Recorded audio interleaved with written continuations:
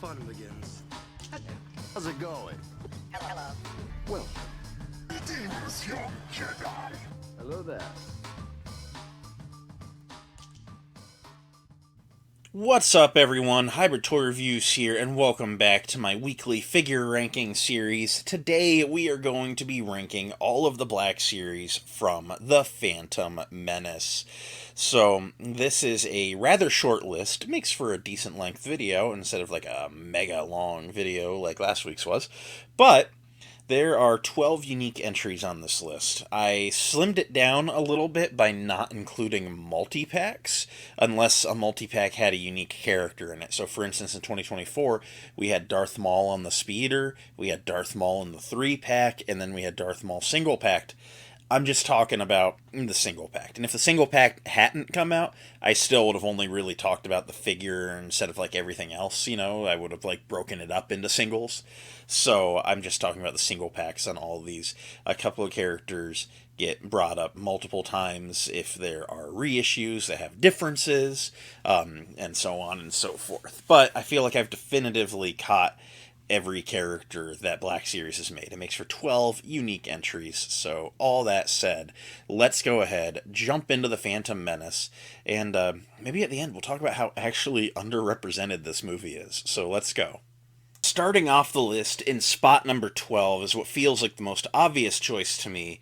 Darth Maul, the 2013 release. 2013 was, well, 13 years ago, and Darth Maul was a fine figure for the era, but it is definitely frustrating how many times they've reused parts of him and those legs and figures throughout the years, because modern figures are just so much better, and this Darth Maul, again, great for the time, but we're talking about it in 2026, very dated, very rough, and it's just ultimately not the best figure at this point. So Darth Maul from 2013 is in spot number 12.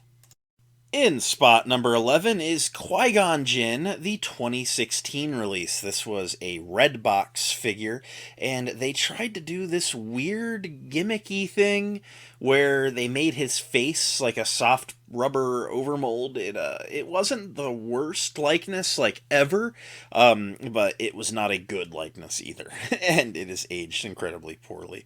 There are refreshes of this figure we're going to get into briefly, and those deserve to be higher than this one because of the face issues.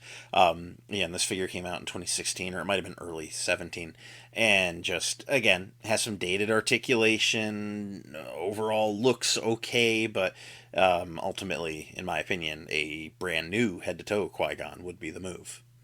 In spot number 10 is the new Qui-Gon Jinn from the 2021 Retro Card reissue, or the Maul Obi-Wan Qui-Gon 3-pack from GameStop last year, depending on which you care to talk about. I said it wouldn't be long until Qui-Gon popped up again. This one is generally improved because he has a solid head sculpt instead of the soft plastic face, and then he has a photoreal application. However, the body is still dated. It has the double pin knees, which are just ugly. He doesn't have butterfly joints. His shoulder articulation is a little limited just overall, and it's just a frustrating figure. When you see how good the Jedi are at this point in the line, it always kind of sucks when you see like an 8 or 9-year-old sculpt getting dug back up, instead of just them giving it a redo. I would, again, once more, like to see a new Qui-Gon, so that's where the refresh from 2021 onwards is at. In spot number 9 is Mace Windu. He made the list because they put him on the Phantom Menace retro cards, and he is a reissue, basically, of the red box Mace Windu. Again, it's a figure from late 2017, and it's just gotten to be rather dated on the articulation side. The likeness, the Sam Jackson likeness, is actually rather nice, I will give credit, but it's just old. It's just an old figure. I think if Hasbro went and actually genuinely worked hard and gave a brand new head-to-toe Mace Windu, it could potentially be a standout in the line. But as is, it's just a product of yesteryear, and that's why Mace Windu is spot number 9. In spot number 8 is the B1 Battle Droid. So this droid, in my opinion, is not horrible, but it did come out in the line in 2017, 2018. They put him on the Phantom Menace retro card later on. We've seen it repainted numerous different ways. there are some things about the sculpt that are a little dated, and it sucks that he's a little bit hard to keep on his feet because he's just got those teeny tiny feet, which are movie accurate. No discredit there. I think a redone battle droid would not be the worst choice that Hasbro makes, but I also don't hate this one. Like, I found some third-party stands I put under the feet. I think they generally look good. And I don't super dislike this figure. We're getting into the part of the list where even though we're not in the top 5 yet, I still kind of like these. So, yeah, the B1 Battle Droid, it's okay. That's pretty well it. Just okay. In spot number 7 is the Droideka. So, the Droideka, in hindsight, I was really excited when it got announced, and then when it came out, I found it to be a little bit over-engineered. In universe, the Droidekas have tons and tons of points of articulation, little pistons and pivots and stuff. And Hasbro made sure to do everything they possibly could, don't get me wrong. But it's just a little bit of a fiddly figure. It's easy to get standing, but mine always leans a little one way or the other, and there's just elements of it where sometimes, honestly, because I kind of just want my Droidekas just stood up in blasting pose, there's a part of me that kind of wishes it was almost a little bit more a statue than an action figure. But that's just me super personally. Like, that's a hot take, I accept. But it is very beautifully painted, and it was well engineered, or very engineered, whether you think it was well or over. That's generally my stance on it. I don't think the Droideka is a bad figure. That's why it's kind of just in the middle of the pack. In spot number 6 is Obi-Wan Kenobi. Now, we got him in the red line, and then we got him as a convention-exclusive retro card, and then they reissued him again in the Qui-Gon Obi-Wan Maul 3-pack. Other than some very, very fine detail differences to, like, the photo reel, the action figure has remained the same, and I don't think any of the photo reels are really that much better than the other. So Obi-Wan is generally alright. He's from the later end of the red box. His articulation's a little better than most figures in the red box line. He has a slight wonkiness going on in the hips, but generally I can find a good pose to put him in, and I generally like this one. He's a fun figure, and he looks like a Ewan McGregor, and I have nothing bad to say. I do really like how this one turned out, no matter which one you're really ultimately looking at. So, Obi-Wan Kenobi is a solid number 6 for me. In spot number 5 is Anakin Skywalker, a local boy. No, I really do like the Anakin Skywalker figure. It was a really good surprise when they announced him, and he has a great likeness. He has some nice little subtle weathering to his costume. He's painted just very well. He articulates amazingly. It's one of those cases of, he's a smaller figure, and his box didn't really have a lot going on. They gave him just the backpack. If they'd given him a pod racing helmet, or if they'd given him a Naboo pilot helmet, or just some little hand-holdable tools or something, I think he potentially could be even higher on this list. But as is, Anakin's just a little bit bare bones. He's just kind of standing there next to the other figures on the shelf. He's not really doing much. But he is objectively a well-made action figure and very worthy of the number 5 spot on my list. In spot number 4 is Sebulba. This character came very out of left field when they announced him last year. I was just like, what?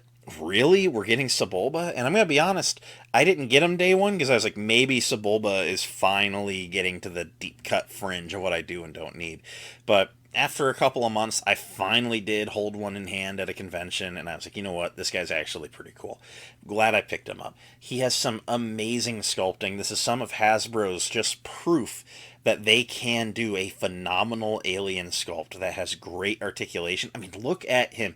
He is a weird walking on his hands, alien design, and Hasbro just cooked here. He balances well. He's fun to pose. He comes with that little fish guy, the fish food thing that, Jar Jar accidentally spilled on him. He comes with his pod racing pilot helmet, so even though he's a little guy like Anakin, at least they gave him a few accessories. They learned their lesson there. But overall, Sebulba, actually a little bit of a sleeper hit. I do like that figure a lot. In spot number 3 is Padme Amidala in her Theed battle outfit. I really like this figure. I've heard some people say they don't like the likeness on it, but I don't see that. I see Natalie Portman in this. I really like how the likeness turned out. It's a pretty good likeness in my opinion. I really like just the outfit she's got going on and how the articulation fell into play. They give her that teeny tiny little silver, like dainty little pistol, and then they give her the big Naboo security pistol, a little swappable hand because it's just such a big difference in grip that you would need on that. It's just a really, really well made figure. I really like how this one turned out a lot, and I honestly kept finding myself picking her up and posing her around a lot, and that's just a sign of a good figure when it comes to me and how I interact with my figures. So, yeah, all said, Throne Room Battle Padme, like, excellent, excellent figure. One that I think everyone should add on their collection.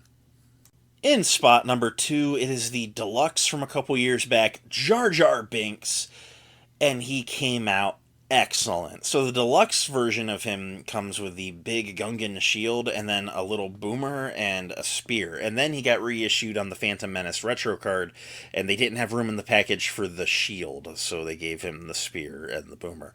And I think that he turned out really, really nice.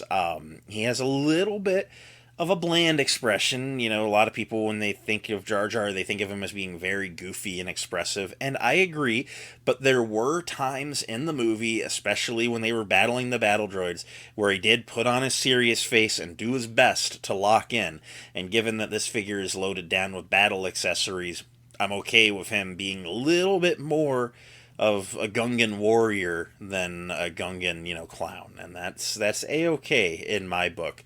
That said, I would love to get another version somewhere down the road, maybe where it's a little bit more of a Tatooine one, maybe a Num Tongue Jar Jar or something, So he needs like a swappable, like thumbs up hand or something. So ultimately, yeah, I would like to see a little bit of a refresh with some different accessories and a different head sculpt, but this figure is still very, very good, very, very posable, and I just love it through and through. And in spot number 1, we have the 2024 redo of Darth Maul. I mean, come on, how could I not? It's not entirely rule of cool either. This figure is just an amazing upgrade from that 2013 sculpt. It was very long overdue.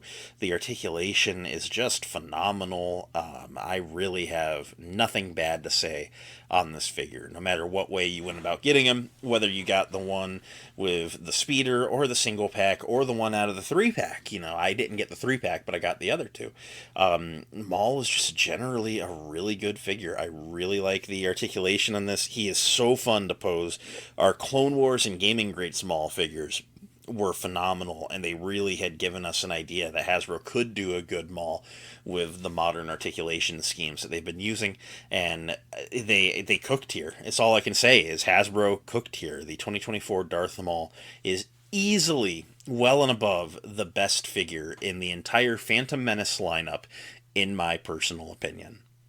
So what do you think? Am I on the money? Am I completely off my rocker? Fire off in the comments below. Try to be cool about it. We're just having a fun little conversation with action figures. And like I said, these are entirely my opinion. My opinion is mine. And whether it's right or wrong, it's still mine. So be chill.